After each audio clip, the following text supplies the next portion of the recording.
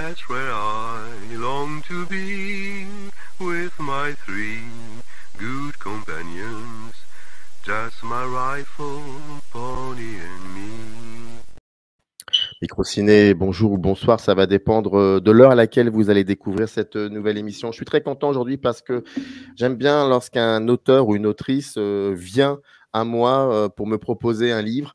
Et donc, ce n'était pas prévu et c'est très bien comme ça. Et après, c'est toujours compliqué parce que c'est vrai que je suis un peu tête en l'air ces derniers temps et puis pas mal de petits soucis. Donc, l'émission a mis du temps à se faire et c'est pour ça que je voulais remercier la très grande patience et bienveillance de mon invité. En plus, il est venu avec un livre et un sujet, mais c'est pour moi. Si on me connaît un peu, c'est pour moi. Donc, merci beaucoup, Dorian Merten, qui est venu avec un livre qui s'intitule tout simplement Raconter la guerre.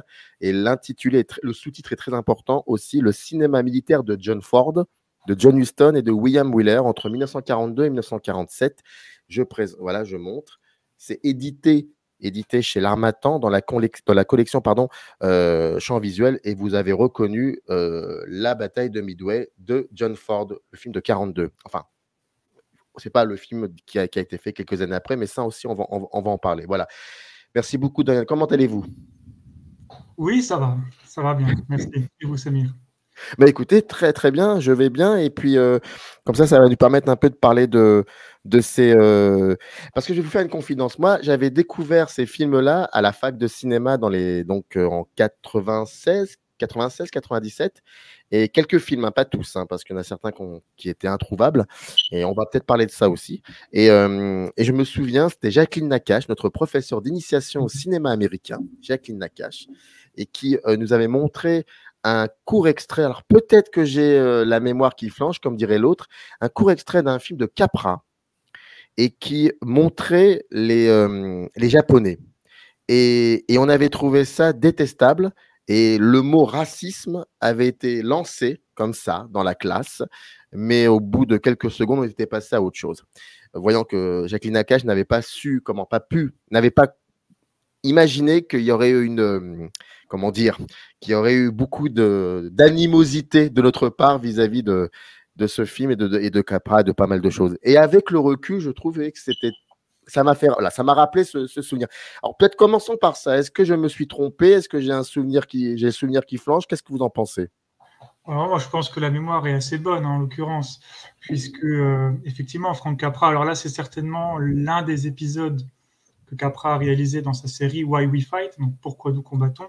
C'est celui-là. Et Capra a été donc missionné par les hauts gradés, si on peut les appeler comme ça, les hauts gradés de Washington, pour faire des films, pour expliquer aux soldats américains pourquoi est-ce qu'ils devaient combattre, pourquoi est-ce qu'ils devaient s'engager. Et donc, il a fallu expliquer, avec force de pédagogie, mais aussi avec toute la force de l'appareil de propagande, expliquer pourquoi on allait se battre en Europe, et aussi pourquoi est-ce qu'on devait aller se battre en Asie contre les Japonais. Et je précise, c'est contre les Japonais, et non pas contre Hirohito. On disait on va se battre contre Hitler, mais on va se battre contre les Japonais. Et donc, comme on se battait contre les Japonais, il a fallu les caricaturer avec des grandes dents, des yeux en amande, et avec tout l'imaginaire qu'on a maintenant. Donc, ce film-là, il est ouvertement raciste. Mais je ne sais pas si Capra l'était, lui. Alors, je ne pense pas que Capra était raciste. Je ne sais même pas s'il était conscient que c'était un peu raciste. Il devait certainement être conscient que c'était orienté, que c'était de la propagande, et que maintenant on dirait c'est un mal pour un bien. Mais effectivement, ouais, c'était raciste. Et du racisme, il y en a dès qu'il y a de la propagande. Voilà, mais ça, on va en parler. Mais attention, effectivement, je ne voulais absolument pas balancer une thèse comme quoi Capra serait raciste. C'est pas trop dans mon ADN de réflexion, ce genre de... Ça peut arriver, mais c'est très, très rare. C'est pas aussi présent que ça. Et puis quelqu'un qui a fait La vie est belle et l'homme de la rue, franchement. Mais bon, ça serait autre chose. Mais voilà. Bon, allez, passons. On était déjà dans le vif du sujet, mais moi, je vais commencer par lire juste 2 lignes. C'est la page 13, c'est tout début, c'est l'introduction. Et après, peut-être qu'après, surtout, on parlera un moment de la préface. C'est important, la préface, parce que ça explique beaucoup de choses. Et oui, alors, page 13, ça s'appelle Hollywood, la plus grande usine de munitions sur Terre. C'est le début, c'est l'introduction. Et peut-être pour comprendre un peu comment vous vous positionnez par rapport à cette thématique? Pourquoi ce livre? Juste, vous écrivez, que peut bien apporter une industrie de divertissement aussi puissante que celle de Hollywood à un complexe militaro-industriel si peu préparé en 1942 à livrer une guerre à l'échelle planétaire? Hollywood connaissait autour des années 1940 son heure de gloire, son âge d'or, et les films américains étaient à travers le monde plus redoutables que l'armée américaine. Est-ce que cette phrase explique beaucoup de choses? Ça explique ce qui s'est passé après? Certainement que ça explique ce qui s'est passé après 42, donc pendant la guerre, mais aussi après par rapport aux études qui ont été faites à propos des films réalisés à partir des années 30, à partir des années 40. Effectivement, moi je lance ça un petit peu, c'est formule un peu grosse comme ça, mais en réalité ça dit beaucoup de choses. Il me semble que surtout autour des années 1940, les États-Unis, à travers le monde, c'est le cinéma hollywoodien. On connaît les États-Unis grâce au cinéma hollywoodien. On ne connaît pas les États-Unis dans le monde grâce à son armée. On la connaîtra après grâce à son armée, mais c'est d'abord Hollywood qui représente les États-Unis. Et je fais cette distinction, d'ailleurs, un petit peu tout au long du livre, mais surtout vers la fin. Je la commence déjà ici, la distinction entre Hollywood et les États-Unis. Parce que Hollywood, ce n'est pas les États-Unis. En tout cas, Hollywood ne représente pas tous les États-Unis. Tous les États-Unis, tout le cinéma américain, ce n'est pas tout Hollywood. Mais dans les années 40, Hollywood, c'était les États-Unis. Hollywood, c'était le véhicule de propagande idéologique des États-Unis. C'est Hollywood qui allait présenter le mode de vie américain, qui allait présenter les types féminins, les types masculins auprès des Européens. C'est Hollywood qui était un petit peu ce qu'on appelle maintenant le soft power des États-Unis. Et donc, ouais, c'était extrêmement puissant. Et on a vu ensuite, quand ça s'est allié littéralement à un complexe militaro-industriel, ce que ça a pu donner comme puissance. Ouais. C'est pour ça que le livre se termine, et ça, on terminera l'émission là-dessus aussi, sur la question que vous posez. Est-ce que le cinéma américain est-il démocratique? Donc, ça prolonge un peu ce que vous étiez en train de dire, et vous y répondrez juste après. Est-ce que vous pourriez nous expliquer, c'est dans le livre, hein, donc ma question, elle est délibérément provocatrice, mais est-ce que vous pourriez nous expliquer un petit peu qu'il y a l'attaque de Pearl Harbor et comment les choses vont se construire, c'est-à-dire comment Hollywood va finir par participer à cet effort de guerre, et comment, avant qu'on parle des trois cinéastes, hein, mais juste avant ces trois cinéastes, comment les choses vont se mettre en place aussi rapidement. Alors déjà, faut rappeler que la Seconde Guerre mondiale ne commence pas avec Pearl Harbor, ça commence depuis 2 ans.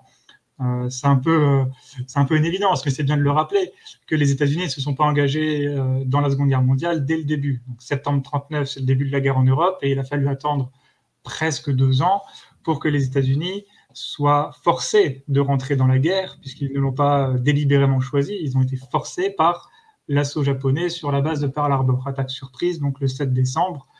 Et le 8 décembre, Roosevelt déclare la guerre, grossièrement, au Japon.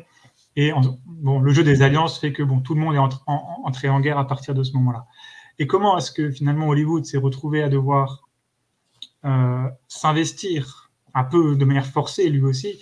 Comment est-ce que Hollywood s'est retrouvé forcé à devoir investir dans l'effort de guerre? Eh bien d'abord parce que y a des hommes qui travaillent à Hollywood. C'est une évidence, mais c'est bien de le rappeler. Il y a des hommes qui travaillent en Hollywood, qui sont en âge d'être soldats. Je ne dis pas mobilisés, parce que d'abord, il y avait la mobilisation volontaire, et après, il y a eu la circonscription. Mais donc, d'abord, il y a les hommes qui quittent Hollywood pour s'engager. Donc là, on parle des petites mains, donc, les monteurs, les acteurs, les costumiers, etc. Tous ceux qui travaillent à Hollywood, c'est à peu près un tiers de l'effectif masculin que Hollywood perd dans les premiers mois de la guerre. Et donc, Hollywood perd des hommes, mais il faut continuer à faire des films. Et l'une des solutions trouvées, c'est aussi, pourquoi pas, de faire des films avec Washington. Et donc, l'alliance se fait ainsi. Washington a aussi décidé de faire de l'alliance avec Hollywood, parce que Washington ne sait pas produire de films. Contrairement au régime nazi qui lui avait déjà une industrie qui était depuis une bonne dizaine d'années contrôlée par le ministère de la Culture, le ministère de la Propagande, le ministère de l'Éducation, donc en la personne de Goebbels, qui contrôlait tout cela. Aux États-Unis, Washington ne savait pas faire de films. Mais Washington n'était pas non plus trop bête pour comprendre qu'il y avait besoin des films, comme Goebbels avait compris la force des films. Et donc, Washington se retrouve à avoir besoin de faire des films. Il se tourne vers qui? Il se tourne vers Hollywood. Pourquoi vers Hollywood? Eh bien parce que Hollywood s'est organisé comme une armée, avec une hiérarchie à respecter, avec des forces en jeu, avec des capitaux en jeu, des objectifs, des missions. C'est une organisation très rigoureuse à Hollywood qui fait que on peut produire 500, 600 films par année.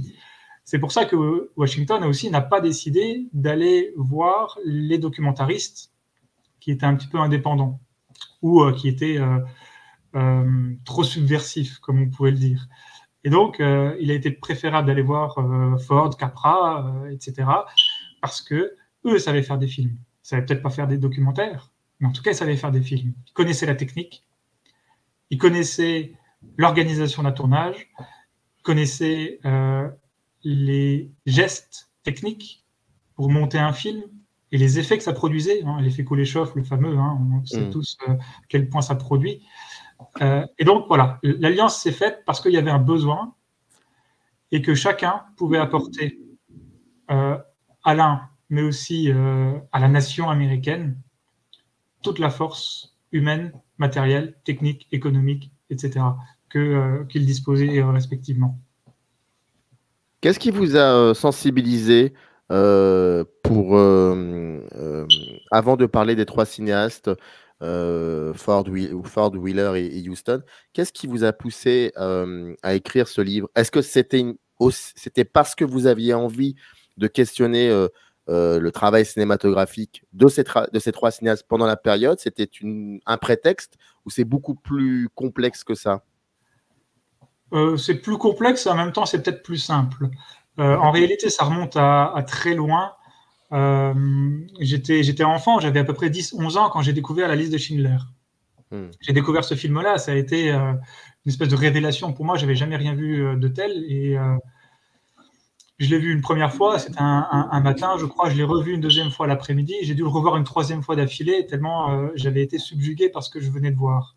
Et donc, mon intérêt pour ce qui s'est passé entre les années 30 et les années 40, donc grossièrement la Seconde Guerre mondiale, mon intérêt est né de ce film-là. Et après, j'ai voulu en savoir plus, toujours à travers les films, parce que c'était plus facile pour moi de voir des films que de lire des bouquins d'histoire. Et donc, j'ai vu quelques films de guerre, et un hasard a fait que je suis tombé sur un documentaire. Je ne sais plus dans quelles circonstances exactes, mais je suis tombé sur un documentaire de guerre, et je remarquais que le documentaire de guerre me faisait plus peur que le film de fiction, qui lui était travaillé, il y avait des acteurs, il y avait tout qui était fait pour développer des émotions, pour développer des effets, et ça marchait plus. Parce que le documentaire, il a fait quelque chose de bien spécifique, il m'a montré, plus qu'il ne m'a raconté la guerre, il me l'a montré littéralement.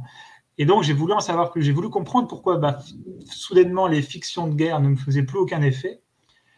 Mais en fait, j'ai compris pourquoi ces fictions de guerre ne faisaient plus aucun effet. Parce qu'il n'y avait plus cette force documentaire, il n'y avait plus cette force du réel, comme on pourrait dire, cet effet de réel. Mais pourtant, les formes étaient identiques. Et donc là, se déploie mon envie de chercheur. J'avais envie de comprendre d'où venaient ces formes-là. Est-ce que vraiment c'était le documentaire qui les avait inventées? Ou est-ce que c'était le documentaire qui les avait copiés? Ou bon, comment est-ce que ça s'est fait? Quelle forme a été inventée? Quand ces formes ont été inventées? Et en fait, la conclusion, c'est que la fiction a tout piqué au documentaire. La fiction a piqué au documentaire. Mais, et c'est là peut-être tout l'intérêt d'avoir sélectionné ces cinéastes-là, c'est qu'en fait, les cinéastes qui ont inventé ces formes documentaires de la guerre, c'était avant tout des gens qui ont fait de la fiction. Et donc, sur la friction entre Hollywood et Washington, il faut rajouter la friction entre documentaire et fiction. Est-ce que ça a été facile pour Hollywood de s'adapter assez vite à ce type de production qui était pas si évident finalement pour Hollywood, c'est-à-dire donc de construire, de penser et construire les documentaires? Alors en réalité, c'est pas Hollywood qui a construit ces documentaires, c'est Washington, puisque Hollywood n'avait pas de production documentaire. Hollywood, c'était une industrie de divertissement. Donc l'objectif d'Hollywood, c'était de participer à l'effort de guerre, mais de continuer à faire du divertissement. Il était hors de question pour Hollywood, pour le dire un peu vite, c'est un peu caricatural, un peu schématique, mais il était hors de question pour Hollywood de faire de la propagande, déclarée, ouverte. Bien évidemment, il y a eu Mrs. Miniver, par exemple, et d'autres, mais Hollywood ne faisait que du documentaire. Les documentaires, on les trouve dans l'armée ou avec l'armée. C'est-à-dire que Ford, Houston, Wyler, Capra aussi, hein, ils ont quitté Hollywood pour faire des films avec l'armée, dans l'armée. C'est-à-dire qu'ils ont joui d'abord des ressources de l'armée, des ressources matérielles, des ressources financières, etc., de l'armée, les locaux de l'armée, etc. Et donc, Hollywood a dû s'adapter, non pas en produisant des documentaires, mais Hollywood a dû s'adapter avec le déficit de main-d'œuvre et avec le déficit de budget. Soudain, il y avait moins de monde, il y avait moins d'argent, mais il y avait toujours autant de spectateurs.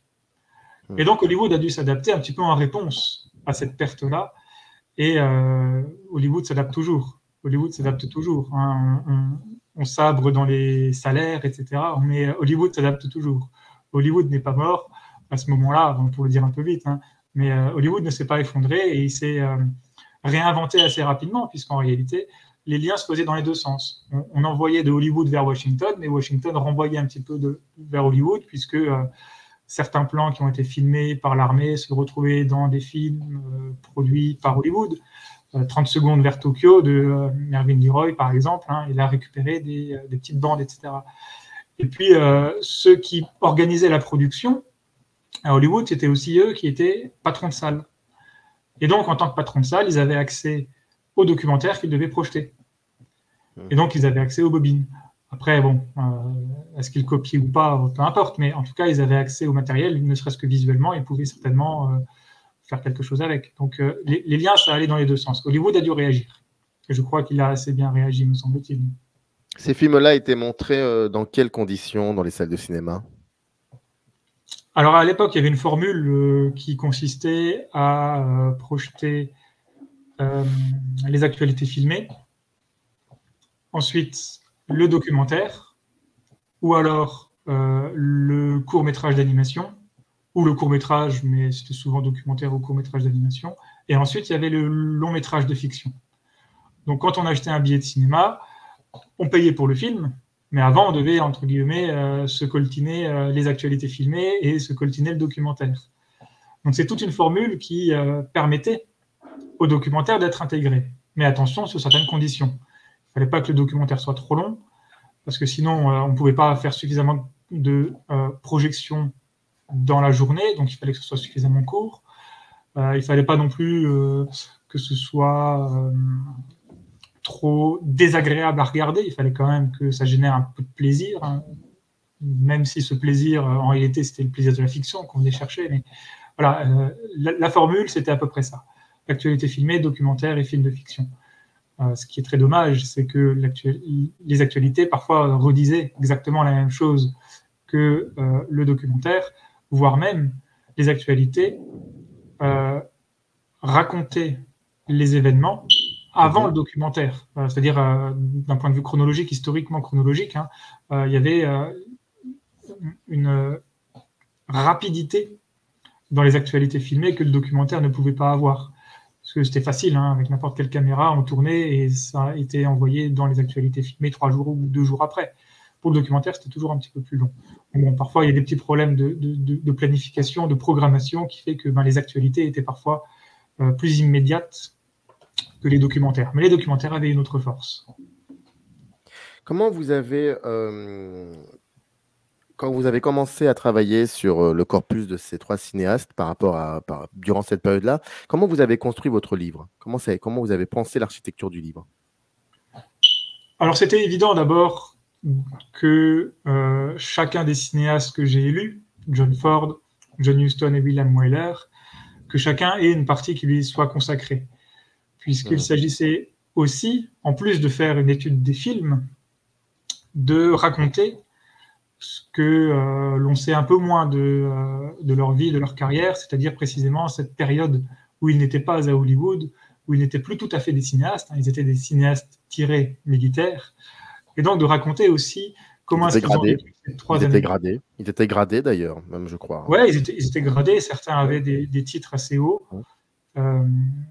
Et donc, voilà, consacrer une partie à chacun de ces cinéastes pour raconter à la fois la biographie et aussi pour faire une étude spécifique de leur film. Mais on pourrait très bien imaginer le même type d'études sur d'autres films. Si je les ai organisés de cette manière-là, c'est-à-dire que si j'ai préféré, par exemple, mettre Ford au tout début, c'est non pas parce que je préfère Ford à Wyler, contrairement à ce qu'on pourrait penser, mais si j'ai mis Ford au début, c'est parce que c'est assez évident, l'accès au film est facile, et ça raconte des choses, entre guillemets, faciles. C'est tellement évident, puisque John Ford a eu sa grande carrière auparavant, donc c'est facile de retrouver des motifs, des formes, des idées que John Ford a développées avant la guerre, qu'il a développées pendant la guerre dans les documentaires et que l'on retrouvera aussi un petit peu développées plus tard. Donc c'était facile comme ça. Pour John Huston, c'était un petit peu différent, puisque Huston a fait 3 films avant, notamment connu Le Faucon Maltais et Griffe Jaune. Bon, Griffe Jaune est un peu moins connu, mais il a juste fait ces 3 films-là, donc c'était plus compliqué de voir le passage, d'un point de vue purement esthétique, de voir le passage de la période fiction à la période documentaire. Un petit peu plus tard, il y a ce film de 51, Charge victorieuse, voilà. Charge victorieuse qui fait quelques années après, où l'on voit un petit peu les mêmes préoccupations pendant la guerre et après. Et chez Wyler, c'était plus complexe parce que les formes étaient plus complexes aussi. Donc Wyler arrive plus tard parce que c'est plus facile de comprendre Wyler, de comprendre les films de Wyler si on a su ce que Huston et Ford avaient fait auparavant. Et bon, dernière chose encore, là c'est presque de l'ordre de l'anecdote, mais en réalité pas tout à fait, c'est que John Ford, en 1942, il fait Battle of Midway, et en 1943, donc pour la 15e cérémonie des Oscars, il est le premier cinéaste à avoir reçu l'Oscar du meilleur documentaire. Donc le premier Oscar du meilleur documentaire consacré dans l'histoire des Oscars, il est donné à John Ford. Chose assez étonnante, c'est assez fabuleuse, qu'un documentaire soit réalisé par un homme comme John Ford. Donc 43, c'est John Ford, enfin 42, c'est John Ford. L'année suivante, 1943, c'est l'année de Huston, puisque c'est son film Report from the Aleutians qui a été éminemment bien reçu. Donc c'est l'année 43, c'est l'année de Huston. 1944, en fait, c'est l'année de Wyler, puisque 44, c'est The Memphis Belle, et on sait le succès qu'a eu le film par au moment donc, où il a été réalisé, mais aussi bien après, avec les multiples hommages cinématographiques qui ont été faits sur l'avion, sur l'équipage, etc. Donc en fait, de manière chronologique, 42 c'est Ford, 43 c'est Huston, 44 c'est Wyler. Donc ça s'organise aussi de manière chronologique. Est-ce que, ça vous le dites, c'est pour ça que je pose quand même la question, est-ce que entre 42 et 45, par rapport à travers ces documentaires, à travers les films documentaires des 3 cinéastes que vous avez nommés et à travers les autres aussi, est-ce que entre 42 et 45, ce qui vous intéressait de travailler aussi, sur quoi ce qui vous intéressait, c'était de voir comment l'Amérique, un moment, comment cette nation pouvait être, vous dites le mot, devenir une espèce de mythe en quelque sorte. Ouais, c'était assez étonnant de constater que l'histoire des États-Unis, qu'elle soit une histoire nationale ou d'un autre type, c'était étonnant de constater que l'histoire des États-Unis ne s'était pas seulement racontée par la fiction, ne s'était pas seulement racontée chez Hollywood, mais elle s'est aussi racontée dans les documentaires, et spécifiquement à ce moment-là. Et pourquoi spécifiquement à ce moment-là ? Eh bien parce que la guerre, c'est peut-être la crise la plus ultime que peut subir une nation avec peut-être la guerre de sécession. Mais ça reste une guerre. Les États-Unis se sont racontés, mais certainement que la Grande-Bretagne aussi, que la France aussi, mais selon des formes bien spécifiques, relatives à chacune des particularités nationales. Mais les États-Unis se sont racontés à travers les documentaires aussi. Et donc, moi, j'ai voulu surtout voir comment est-ce que ça s'était raconté. Est-ce que ça s'était raconté de manière différente? Est-ce qu'on avait dû inventer des nouvelles formes? Alors la réponse elle est oui, bien sûr, il a fallu qu'on invente des nouvelles formes. Mais il était plus compliqué, je crois, d'inventer des formes dans le confort d'Hollywood, dans le confort des studios, que de devoir les inventer, si ce n'est les trouver au milieu des bombardements sur une plage, etc. Il a fallu, avec cette matière-là, que l'on ne pouvait pas contrôler, quand même raconter la nation qui était mobilisée en tant qu'idée d'abord, mais aussi en tant que en tant qu'elle est incarnée dans chacun de ses représentants symboliques, hein, le drapeau, le pigargue, l'oncle Sam, etc., ou incarnée dans le corps des soldats. Puisque la nation américaine, c'était aussi son armée. Alors j'hésite à dire surtout son armée, mais c'était aussi son armée, et je dis aussi parce qu'on le constate dans les films que c'est l'armée, mais aussi les civils. La nation, c'est ça. La nation, c'est mobiliser à la fois les militaires et les civils. Mais c'est aussi pouvoir faire entrer sous cette idée, quitte à devoir un petit peu la transformer, pouvoir faire entrer sous cette idée de nation tous ceux qui sont minoritaires. Et là, on commence à se poser des questions de peuple, finalement. C'est facile de dire le peuple national, la formulation est assez évidente, mais le peuple national, est-ce qu'il n'y en a déjà qu'un seul? Est-ce que c'est pas plutôt un peuple qui essaye de faire comme il le peut avec toutes les petites minorités, donc c'est un peuple malgré lui? Et si on parle de peuple, il faut bien se souvenir de la formule qu'avait employée l'historien Pascal Horry pour définir la nation. Pascal Horry définit la nation avec 6 mots. Il nous dit la nation, c'est un peuple qui devient le peuple. Un peuple avec une minuscule, l'astuce grammaticale est importante, c'est un peuple avec une minuscule qui devient le peuple avec une majuscule. Donc soudain, il y a une forme d'élection, de peuple qui devient élu, presque au sens christique, hein, si on voulait le dire avec le vocabulaire américain, presque au sens christique. C'est le peuple qui soudain est élu, mais il est élu par quoi? Pour qui? Et pourquoi?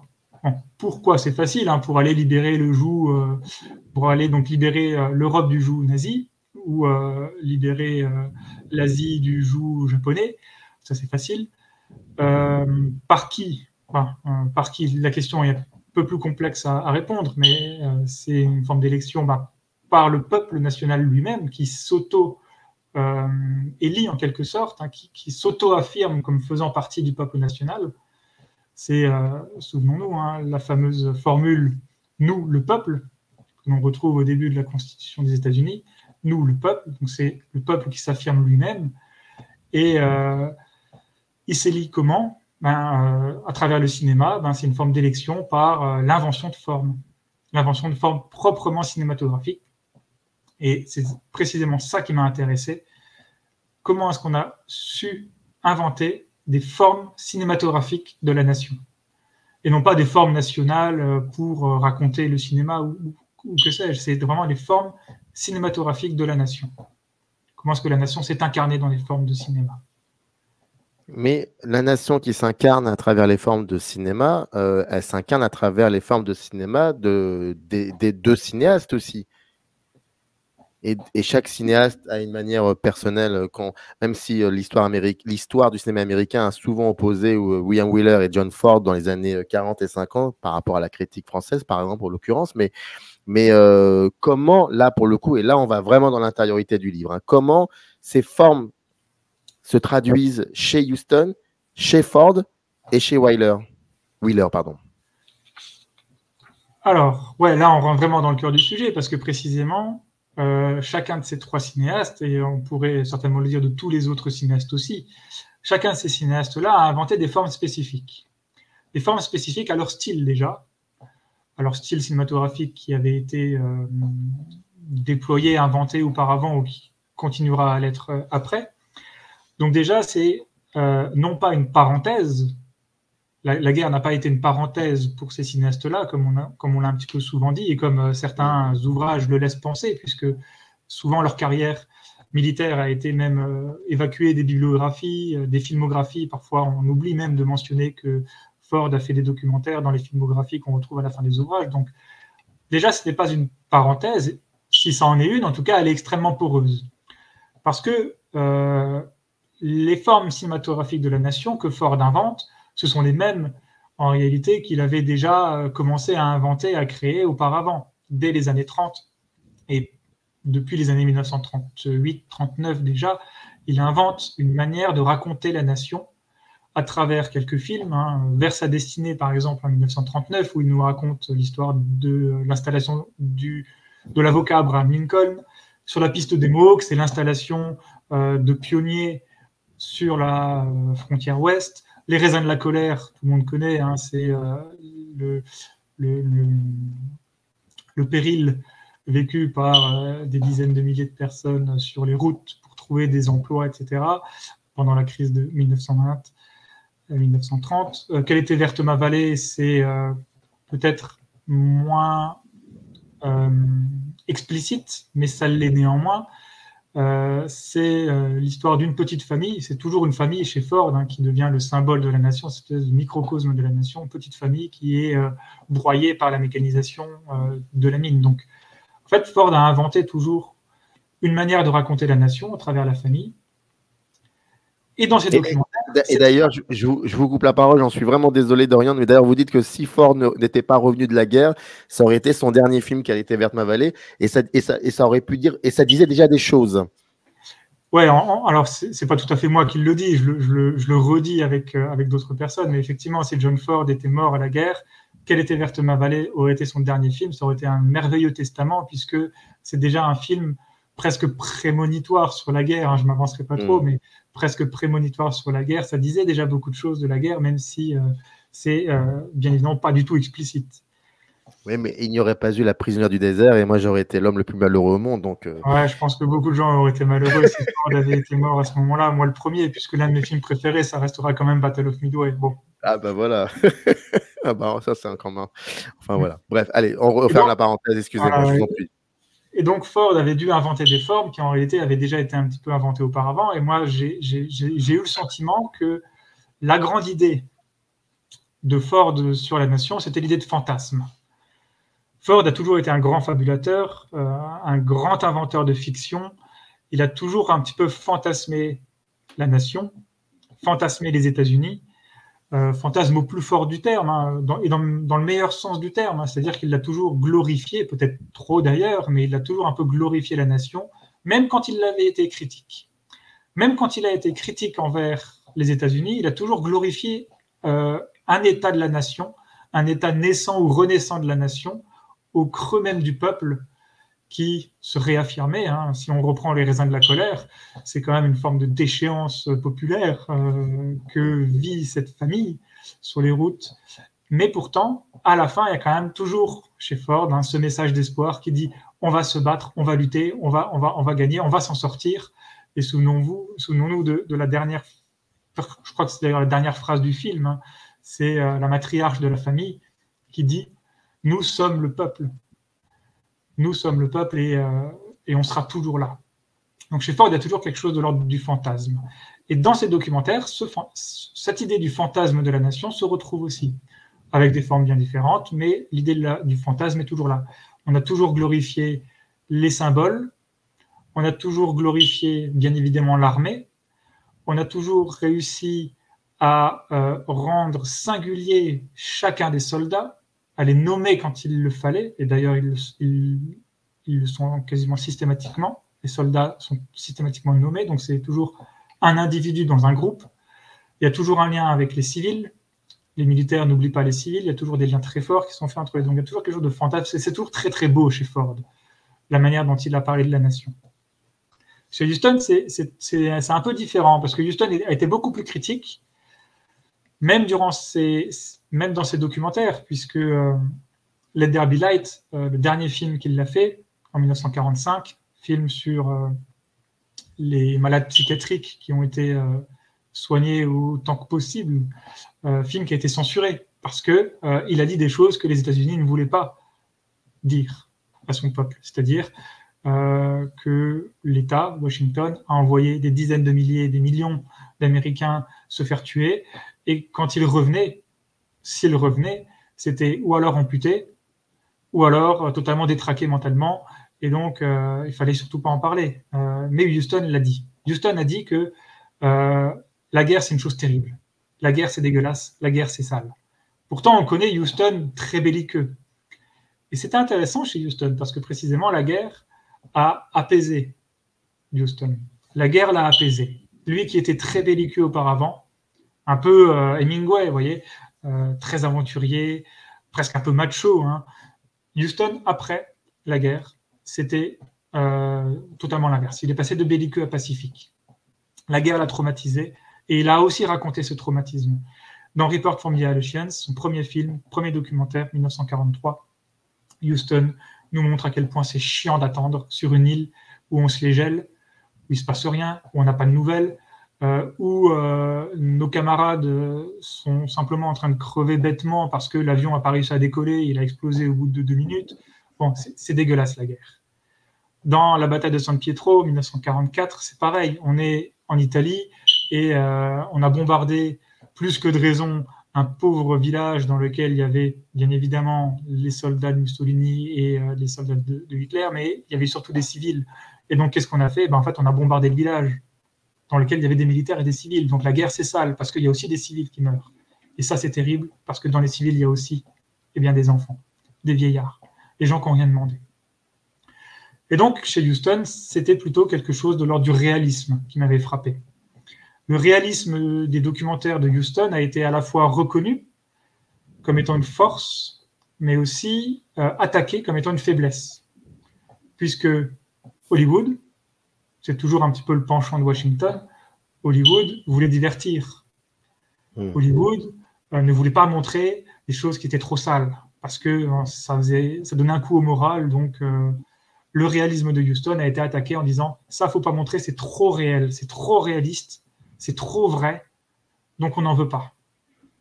Ça risque de faire mal aux soldats qui vont partir en Europe. » Et chez Wyler, les formes qu'il avait dû inventer, c'est des formes un petit peu, comment dirais-je, outrancières.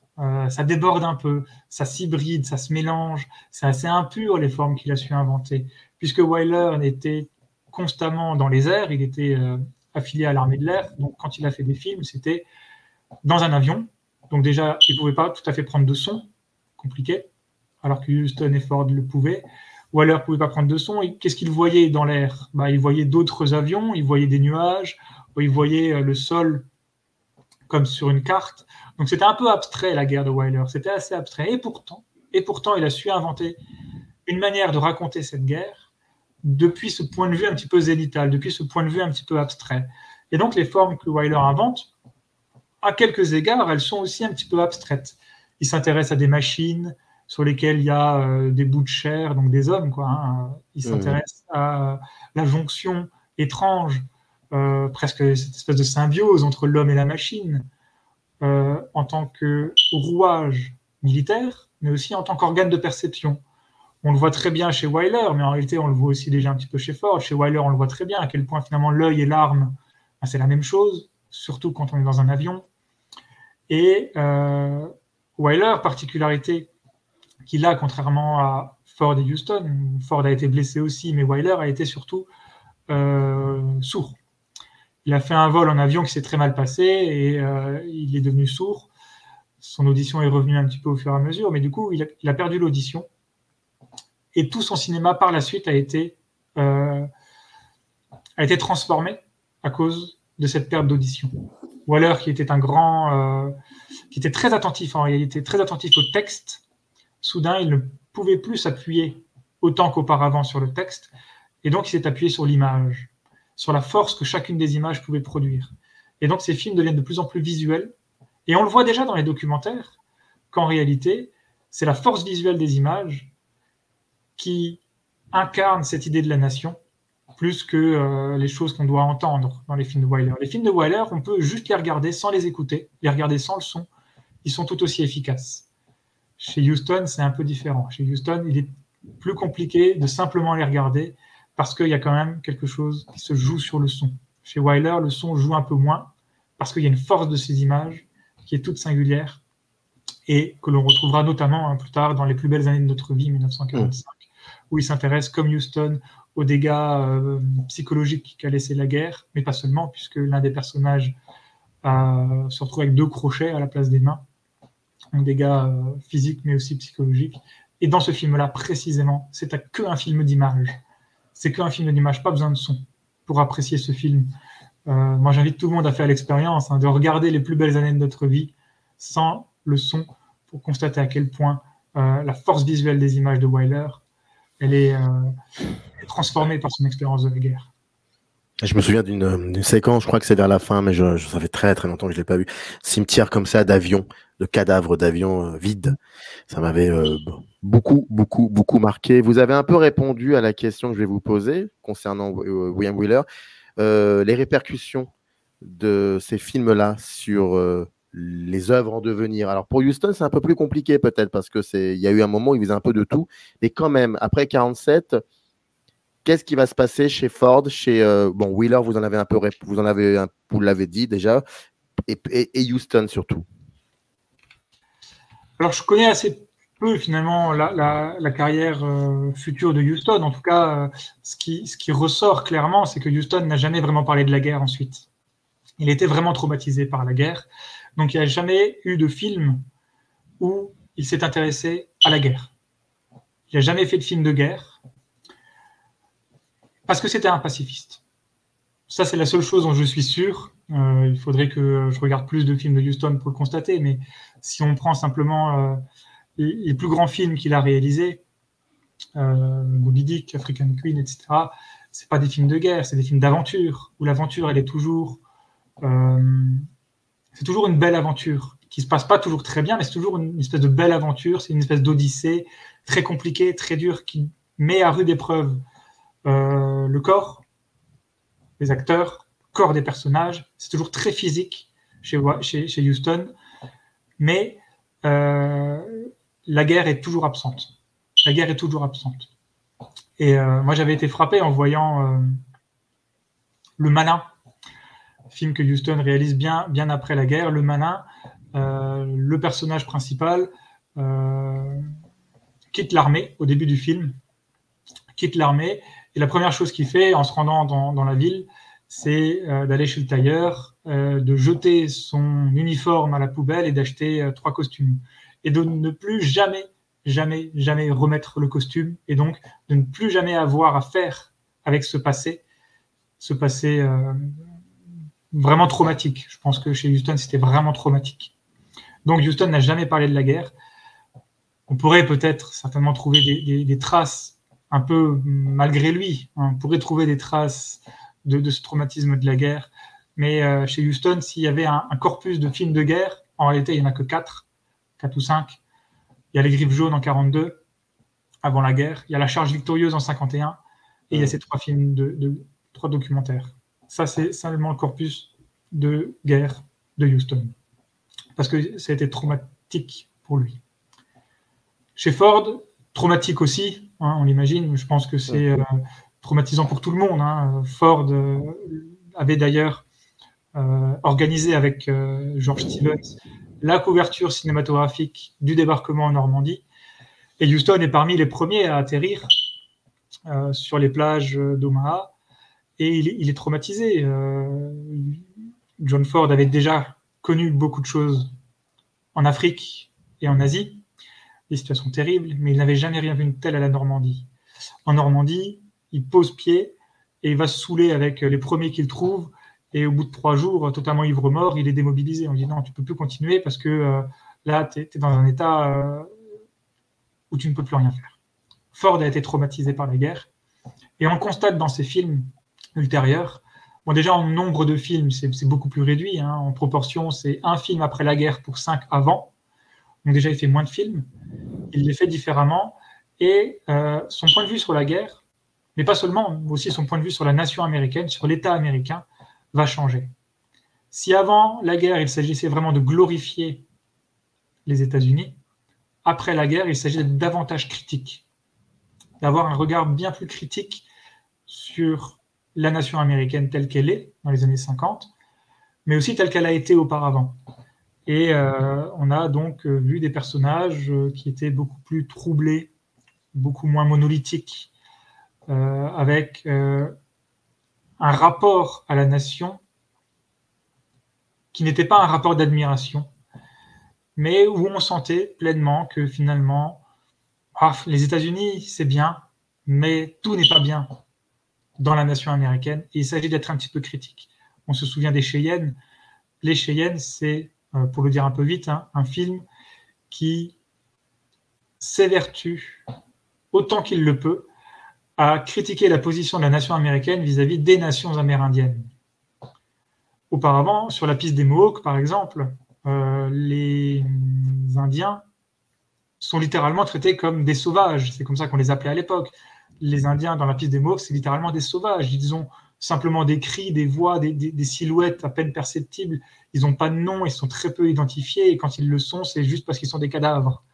Mais dans les Cheyennes, c'est bien autre chose. Dans les Cheyennes, on les reconnaît, on leur donne accès à des formes cinématographiques qui glorifiaient auparavant l'armée. Maintenant, on utilise les mêmes formes pour glorifier aussi ces sections-là, ces sections de sauvages, qui ne sont plus donc traitées comme des sauvages, mais traitées comme aussi des individus.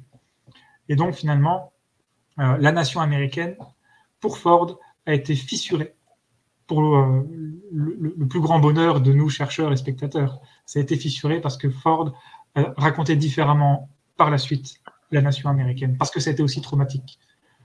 Ça a été traumatique pour Ford, ça a été traumatique pour Huston, ça a été traumatique aussi pour Wyler, ça a été traumatique pour beaucoup de gens, et ça s'est ressenti dans leurs films. Et c'est ça qui est très intéressant, me semble-t-il.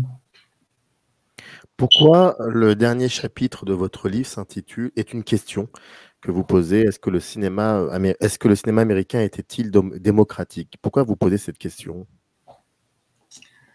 Je me suis posé cette question parce que je constatais de plus en plus déjà que Hollywood, c'était pas les États-Unis. Hollywood, c'était pas l'Amérique. Et ça a été aussi une impulsion qui m'a été donnée par la lecture d'un ouvrage de Jean-Michel Frodon, La projection nationale, dans lequel il fait très rapidement aussi la différence entre cinéma américain et cinéma hollywoodien. Il me semble qu'il y a une différence déjà. Donc, c'est pour ça que je pose la question, est-ce que le cinéma américain est-il démocratique et non pas est-ce que le cinéma hollywoodien est démocratique? Enfin, je crois que ça ne voudrait rien dire. Est-ce que le cinéma hollywoodien est démocratique? C'est poser le problème alors qu'il n'y a pas de problème. Le cinéma hollywoodien, bien évidemment que non, il n'est pas démocratique. Parce que Hollywood, c'est de l'esthétique. Ça n'a rien à voir avec une forme de démocratie ou que sais-je. Par contre, se poser la question du cinéma américain, c'est beaucoup plus intéressant. Le cinéma américain, ce n'est pas un cinéma de divertissement, en tout cas tel que dans les années 40, cela se posait. Aujourd'hui, c'est un petit peu différent, mais le cinéma américain, c'est le cinéma produit par l'État. En l'occurrence ici, un État en guerre. Se poser la question d'un cinéma démocratique, si on veut décortiquer un peu le terme, démocratie, c'est donner le pouvoir au peuple. Si un cinéma a peut-être l'ambition de donner un pouvoir au peuple, de quel pouvoir s'agit-il? Eh bien, il me semblait que c'était un pouvoir de figuration. Un pouvoir de figuration. Le peuple, c'est ce qui fait le lien entre Ford, Huston, Wyler. Le peuple a toujours été un petit peu au cœur des problèmes de figuration, des problèmes d'image, donc, au sein de leur film. Il s'agissait toujours de montrer le peuple. Alors, comment est-ce qu'on montre le peuple? De quel peuple il s'agit? Est-ce qu'on fait une place ou pas au peuple dit minoritaire, ou est-ce qu'on fait que parler du peuple majoritaire? Bon, il y a plein de problèmes, on pourrait en parler des heures, mais pour ça, il faut lire le livre. Le peuple, ou les peuples en tout cas, soudain, ont eu accès à une forme bien spécifique, forme nationale, pourrait-on dire.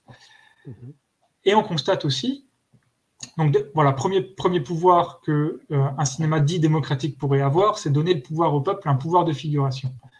Mais ça pourrait être aussi, pourquoi pas, et là je spécule peut-être, en tout cas je laisse la question ouverte dans le livre, c'est aussi le pouvoir pour le peuple de prendre la responsabilité de ces images.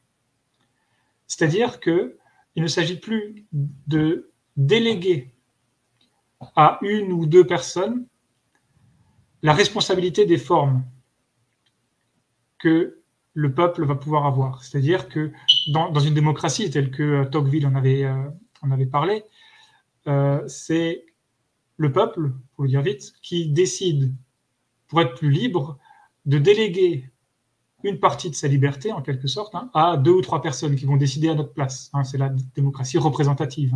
Il y a un type qui va décider pour tous les autres en dessous. Mais si on essaie de retourner la chose à l'endroit du cinéma, un cinéma dit démocratique, c'est un cinéma qui donne la possibilité au peuple, à chacun des individus du peuple, de prendre la responsabilité de ces formes, de prendre la responsabilité et l'invention des formes pour se représenter.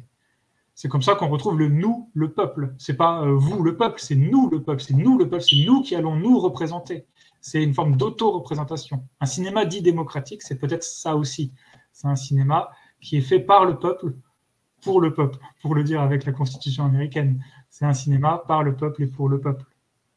C'est ça peut-être un cinéma démocratique. Mais comme je pose la question, je la laisse encore ouverte, je n'y réponds pas tout à fait parce que ça nous amènerait très très loin. Et je voulais simplement voir ce que ça se donnait dans cette période-là, bien singulière. Mais en réalité, la question, elle pourrait être posée sur tout le cinéma depuis une centaine d'années. Oui. D'où la préface que vous écrivez. D'où la préface que j'écris. Préface.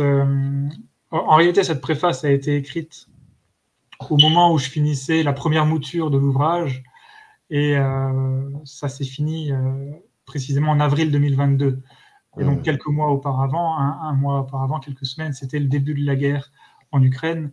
Et donc, forcément, ça a relancé ces questions que je croyais anachroniques, puisque m'intéresser à la guerre, à la Seconde Guerre mondiale, sur lequel on avait déjà tant dit, peut-être pas tant que ça finalement, puisqu'il y avait encore beaucoup de choses à dire au niveau des documentaires, mais on avait déjà tant dit au niveau des images de la Seconde Guerre mondiale, que ça me semblait être un peu anachronique.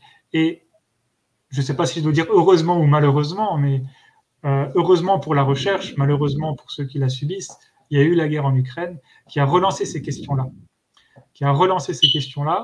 À une époque ultra contemporaine, avec des méthodes de fabrication d'images bien différentes, puisque la question démocratique se repose à partir du moment où chacun peut faire des images avec son téléphone portable, et non plus avec une caméra qui demande des équipes, etc. Donc, le cinéma est davantage démocratique qu'il l'a été auparavant, je crois. Et se reposer la question aussi des images de guerre à l'aune du national, c'est aussi se poser la question du national à l'aune des images. Est-ce que, finalement, on ne s'en sortira dans une guerre que grâce à la nation ? Je ne sais pas. En réalité, c'est une question que je laisse poser comme ça, mais peut-être qu'il n'y a que des nations qui peuvent se combattre, et s'il n'y a pas de nation, il n'y a pas d'unité. On parle facilement d'unité nationale. On l'a souvent entendu, plus que unité populaire. C'est souvent l'unité nationale, la nation qui fait union. Et c'est précisément ce que Andrei Alferov, que je cite dans la préface, dit. Il nous dit « Nous sommes une nation. L'Ukraine, c'est une nation. » Et soudain, ça résonne avec ma propre recherche. Si soudain des Ukrainiens disent « Nous sommes une nation », il y a le nous, il y a la nation, il y a tout. Il y a absolument tout pour relancer ces questions-là. Il y a absolument tout. Et donc voilà, la préface a été écrite parce que la première mouture de l'ouvrage s'est finie en février 2022. Autre hasard du calendrier, cette recherche s'est lancée réellement au moment où un autre conflit se déclarait, beaucoup plus court mais tout aussi intense. C'était l'agression de l'Azerbaïdjan dans le Haut-Karabakh pour le contrôle de la province où habitaient les Arméniens. Et donc, l'assaut de l'Azerbaïdjan dans le Haut-Karabakh a relancé pareillement les mêmes problèmes, de nation. Le Haut-Karabakh, c'est un problème de nation avant tout. Et la nation, bon, pour finir rapidement là-dessus, la nation, comme Ernest Renan nous le disait, c'est plusieurs critères, dont l'un est aussi la géographie. Il en cite 5, religion, race, géographie, histoire et communauté des intérêts.